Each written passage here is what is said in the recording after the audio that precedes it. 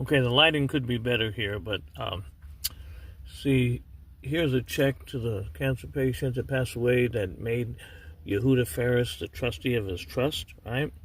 There was a lot of checks, but the brother found 70,000 in checks and a safety deposit box which supposedly had 15,000 in it. So the trust was $85,000 richer because the beneficiary brother, who took care of his brother 6 years, turned over 70,000 in checks and a safety deposit box key to Yehuda Ferris, right? Here's one check, right? He took all his money out of the bank weeks before he died. See, this is dated. Where's the date on here? Let me see. December 31st, 2019. Well, he passed away January 22nd, 2020. That's 22 days later, right? Then here's another check down here that he also wrote right before he passed away. 17,000. That's made out to him, Lee, right? And then here's a receipt from the trustee for all the checks. It was 1,000, 1,000, 1,000, 1,000, then 20,000, 23,000, 17,000. But wait a second. The brother of the cancer patient, turned over the checks to Mr. Yehuda Ferris and his attorney, William John Rogers, and now 5 years later, he didn't even get a penny.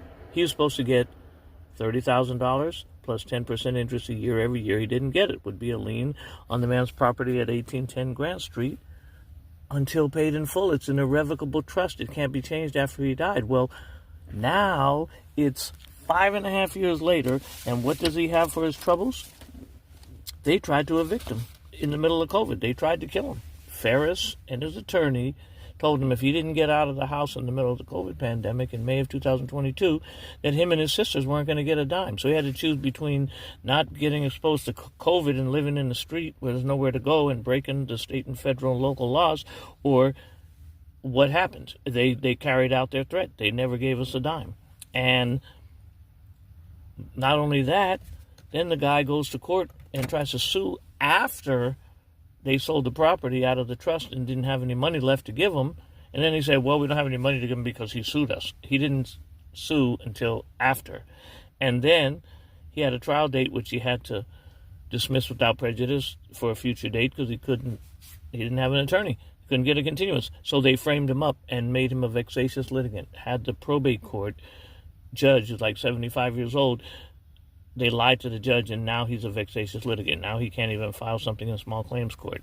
I mean, that's what they do in exchange for the $85,000.